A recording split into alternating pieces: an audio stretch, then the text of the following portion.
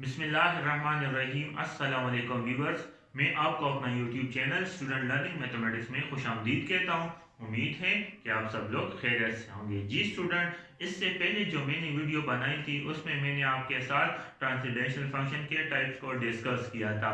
आज हम क्या पढ़ेंगे? एक्सरसाइज 2.2 पढ़ेंगे और एक्सरसाइज 2.2 में आज हम क्वेश्चन नंबर 1 स्टार्ट करेंगे। जी तो मेरे साथ क्वेश्चन नंबर 1 क्या है? Recognise and write the types of each of the following function. अब यहाँ पर क्या है, आपने जितनी भी टाइप्स पढ़े हैं, चाहे वो टाइप्स ऑफ फंक्शन हो या ट्रांसेंडेंटल फंक्शन के टाइप्स हो, अब यहाँ पर आपके साथ एक फंक्शन गिवन होगा। आपने जस्ट बताना है कि ये कौन सा फंक्शन है। क्लियर है? तो यहाँ पर हमारे साथ नंबर ए जो है वो क्या है? y equal to a sine square x plus x के बराबर। तो मैंने आपको बताया था कि वो फंक्शन जिसमें हमारे साथ ट्रिग्नोमेट्रिक रेशो यूज हो। ट्रिग्नोमेट्रिक रेशो क्या होते हैं? Sine, cot, tangent, cosecant, cos, ये सारे क्या होते हैं? ट्रिग्नोमेट्रिक रेशोज होते हैं। तो इस फंक्शन में आप देखें हमारे साथ क्या यूज हुआ है? साइन एक्स यूज हुआ है। So this function is called trigonometric function. Clear है? अब इधर देखें y equal to 7x power 4 plus 3x square minus 4x plus 5। ठीक है? अब इधर देखिए, अब मैंने क्या बताया था कि वो फंक्शन जिसमें हमारे साथ कांस्टेंट हो और वेरिएबल हो। क्लियर है? कांस्टेंट हो, वेरिएबल हो, और कांस्टेंट और वेरिएबल के दरमियान कौन सा साइन हो? मैथमेटिकल एक्सप्रेशन, प्लस हो, माइनस हो, मल्टीप्लाई, तो उसको हम क्या कहते हैं? अलजेब्रिक फंक्शन कहते हैं। तो ये देखिए, ये जो पूरा टर्म है ये मेरे साथ क्या है? अलजेब्रिक फंक्शन ही होगा। क्लियर है? Third number y equal to arc tangent x minus 7। एक बात आपने याद रखनी है यहाँ पर कि अगर हमारे साथ आर्क हो और आर्क के साथ टेंजेंट हो, या आर्क के साथ मेरे साथ साइन हो, या आर्क के साथ कोसाइन हो, या आर्क के साथ कॉस हो, ठीक है, सो फिर हम क्या करेंगे? ये जो टेंजेंट होगा ये इनवर्स में चला जाएगा। आर्क जो होगा ये इस टेंजेंट को पर किस में चेंज कर देगा? इनवर्स में चेंज कर देगा।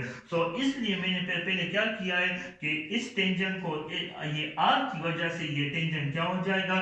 टेंजेंट इनवर्स ऑफ एक्स हो जाएगा। क्लियर है? क्योंकि यहाँ पर मैंने बताया भी था आपको कि जो टेंजेंट होगा, tangent x as a whole, अगर मेरे साथ इसके मैंने 2 लिख लिया है जस्ट समझाने के लिए, तो ये जो 2 होगा ये कहां पर आएगा?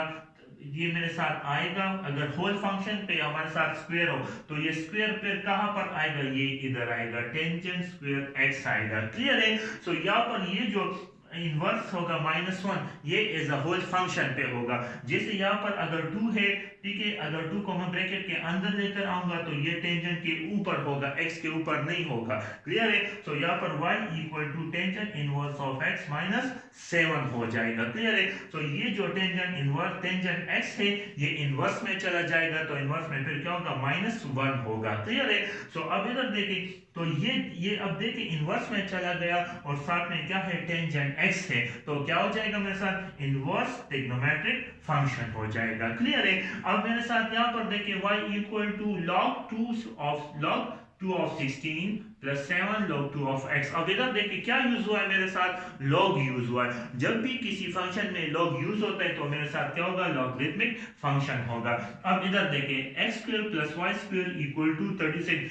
अब इधर देखिए आप कि इस फंक्शन में मेरे साथ पता नहीं चल रहा है कि कौन सा डोमेन है और कौन सा रे। इससे पहले हमने जितने भी फंक्शन पढ़े थे, देखिए यहाँ पर y रेंज था और x डोमेन था, यहाँ पर y रेंज था और x डोमेन था। क्लियर है? यहाँ पर y रेंज था और x डोमेन था। क्लियर है?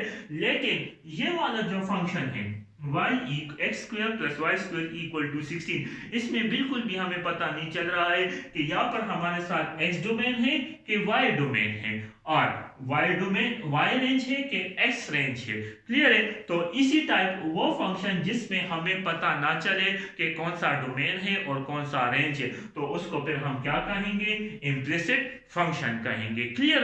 अब देखें y equal to e power 3x minus e power minus 3x और e power 3x plus e power minus 3x है। क्लियर है? तो मैंने क्या हाइपरबोलिक फंक्शन जो टाइप था, ट्रांसेंडेंटल फंक्शन का जो टाइप था, उसमें हमने हाइपरबोलिक फंक्शन पढ़ा था। उस हाइपरबोलिक फंक्शन में हमने क्या पढ़ा था?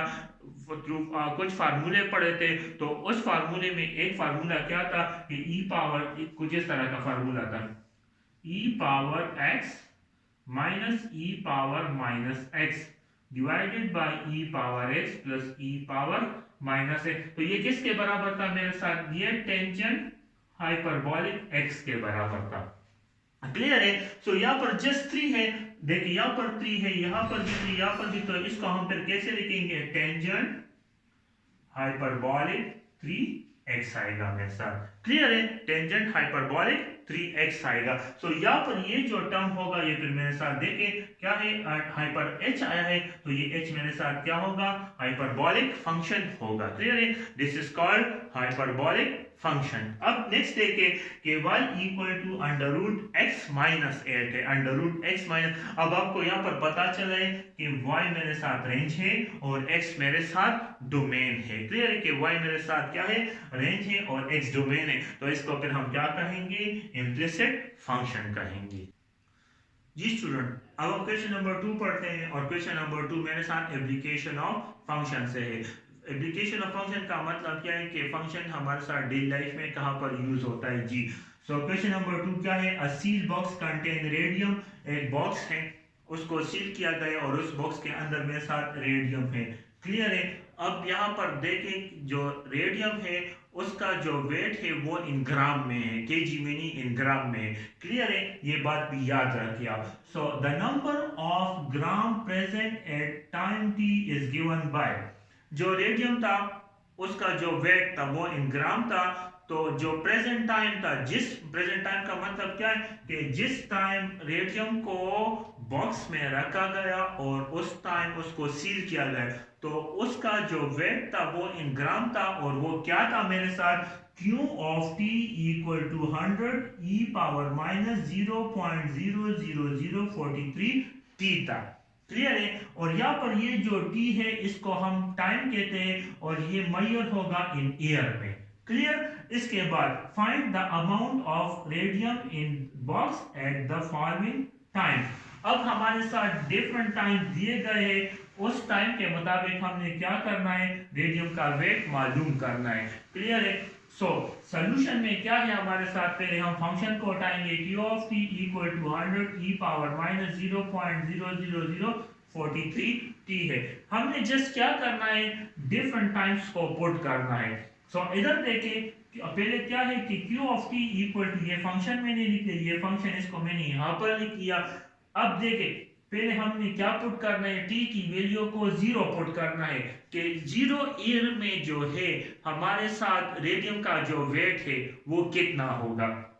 तो हमने क्या किया, यहाँ पर जो t है इसकी जगह 0 पुट कर दी, यहाँ पर जो t है इसकी जगह 0 पुट कर, जब 0 पुट कर दी फिर मैंने क्या किया, देखिए 0 को इस नंबर के साथ मल्टीप्लाई किया, जब मल्टीप्लाई किया तो 0 एनीथिंग मल्टीप्लाई बाय 0 से क्या आता है, 0 ही आता है। तो यहाँ पर क्या जाएगा, e पावर 0, तो e पावर 0 का मतलब क्या है कि एनीथिंग टू द पावर 0 किसके बराबर आता है, 1 के बराबर। सो 100 मल्टीप्लाई बाय 1 से क्या आता है, 100। मतलब क्या है कि हमारे साथ जो क्या था कि हमारे साथ जो अब क्या है, साल नहीं गुजरा था, ठीक है, तो उस टाइम हमारे साथ जो रेडियम का वेट था वो क्या था, 100 ग्राम था।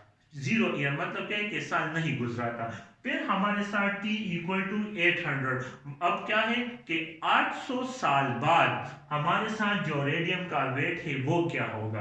अब देखें क्या पुट करें, जब यहाँ पर जो t है इसकी जगह हमने क्या पुट करना है, 800 पुट करना है। तो यहाँ पर देखिए t equal to 800 in equation number 1, equation number 1 मेरे साथ इक्वेशन नंबर ए, जस्ट आप क्या करें, t की जगह आप 800 पुट कर दे। सो यहाँ पर भी 800 पुट होगा और यहाँ पर भी t की जगह 800 पुट होगा। तो देखिए t की जगह 800 पुट हुआ और यहाँ पर भी t की जगह 800 पुट होगा। फिर इन दोनों को मैंने मल्टीप्लाई किया तो मेरे साथ क्या आया, 0.344 आया। क्लियर है। अब देखें तो Q equal to Q 800 equal to 100 e power minus 0.344। Clear है। अब इधर देखिए ये जो e है इसके ऊपर जो मेरे साथ नंबर है वो नेगेटिव में है, ठीक है। सो हम क्या करेंगे, इस ई को हम पॉजिटिव बनाएंगे। सो क्या करेंगे कि हम जब नेगेटिव से चेंज करते हैं पॉजिटिव में, तो क्या होगा, नोमिनेटर से ये चेंज हो जाएगा डिनोमिनेटर। ये ई जो होगा ये नोमिनेटर से चेंज होगा डिनोमिनेटर में। सो यहाँ पर देखें हमारे साथ 100 और डिवाइडेड बाय, क्योंकि ये नेगेटिव साइन है, जब ये डिनोमिनेटर में आएगा तो ये पॉजिटिव बन जाएगा। क्लियर। अब जो ई की वैल्यू है वो मेरे साथ क्या है, 2.718 है। तो क्या पुट कर, यहाँ पर ई की जो वैल्यू है वो मैंने यहाँ पर पुट किया और पावर अपनी जगह पे। क्या करें, इसके ऊपर पावर लें, 2.718 के ऊपर पावर क्या है 0.34 कैलकुलेटर से कर ले, और इससे जो आंसर आएगा उसको आपने यहाँ पर लिखना है। फिर 100 क्या करें, 100 पे 100 डिवाइडेड बाय इससे जो नंबर आता है वो, तो उससे मेरे साथ जो आंसर आएगा वो क्या आएगा, 70.81 ग्राम आए। ये अपने कैलकुलेटर से करना होगा। क्लियर है। अब देखें t इक्वल टू 1600, 16 साल बाद फिर मेरे साथ जो रेडियम है उसका वेट क्या होगा। तो जस्ट टी की जगह आप 1600 पुट कर दे, यहाँ पर भी टी की जगह 1600 पुट किया, दोनों को मल्टीप्लाई किया, मेरे साथ क्या है माइनस 0.688। अब ई के ऊपर नेगेटिव का साइन है, जब नेगेटिव को हम खत्म करेंगे तो ये डिनोमिनेटर में आ जाएगा। ई की वैल्यू आप पुट कर दे और फिर क्या कर दे, इसको सॉल्व कर दे। सो मेरे साथ आंसर आएगा 50.26 ग्राम आ जाएगा। क्लियर। अब इसके बाद टी की वैल्यू 5000 पुट कर दे। जब 5000 क्या पुट करेंगे, टी की जगह पुट करेंगे, इधर देखिए 5000 यहाँ पर भी पुट करो, यहाँ पर भी आपने 5000 पुट करना है और यहाँ पर भी 5000 पुट करना है जी। तो जब हम इन दोनों को मल्टीप्लाई करेंगे मेरे साथ क्या आएगा, -2.15 आएगा। -2 पर अब ई के ऊपर नेगेटिव का साइन है, जब हम इसको पॉजिटिव बनाएंगे तो ये मेरे साथ डिनोमिनेटर में चला जाएगा। हमारे साथ जो ई की वैल्यू है वो क्या है, 2.718 है। तो जस्ट पुट कर दे और फिर इसको सॉल्व कर दे तो मेरे साथ क्या आएगा, 11.65 आएगा। क्लियर यहाँ तक। अब इसके बाद यहाँ पर मैंने ई नंबर नहीं लिखा, लेकिन ई नंबर कुछ इस तरह है कि हमारे साथ क्वेश्चन क्या है, ई नंबर कि हमारे साथ जो टाइम है उसके मुताबिक हमारे साथ जो अमाउंट ऑफ रेडियम है, जो रेडियम का वेट है वो इंक्रीज हो रहा है और डिक्रीज हो रहा है। क्लियर है। तो इधर देखें जितना टाइम हमारे साथ इंक्रीज, देखें टी पहले 0 था, 0 ईयर में, ठीक है, मेरे साथ क्या था 100 ग्राम था रेडियम का वेट। क्लियर है। फिर हमारे साथ जो टाइम इंक्रीज होता गया, यानी 0 से 800 ईयर होता गया, तो हमारे साथ जो रेडियम का वेट था वो क्या हो गया, 70 हो गया। मतलब क्या हो गया कि 100 से क्या हो गया, 70.81 हो गया। मतलब कि डिक्रीज, जितना टाइम इंक्रीज होता गया उतना हमारे साथ रेडियम का जो वेट है वो डिक्रीज होता गया। अब थर्ड देखें 1600 जो ईयर 1600 ईयर बाद यानी 16 साल बाद रेडियम का जो वेट है वो क्या हो गया, और भी डिक्रीज हो गया। ठीक है। मतलब क्या है कि जितना टाइम इंक्रीज होता गया उतना रेडियम जो है उसका वेट डिक्रीज होता गया। और लास्ट में 5000 जो था ईयर साल बाद, 5000 ईयर साल बाद मतलब क्या है कि 5000 साल बाद जो रेडियम का वेट है वो फर्दर डिक्रीज होता गया, 11 हो गए। मतलब क्या है कि हमारे साथ क्या हुआ, 50 से 11 तक पहुंच गए। क्लियर है। तो मतलब क्या है कि जितना टाइम इंक्रीज होगा उतना हमारे साथ जो रेडियम का वेट है वो डिक्रीज होता जाएगा। उम्मीद है कि आपको मेरी ये वीडियो पसंद आई होगी। अगर पसंद आई है तो आप मेरे YouTube चैनल को जरूर सब्सक्राइब करें और साथ में बिल के आइकन को जरूर क्लिक करें। Thank you.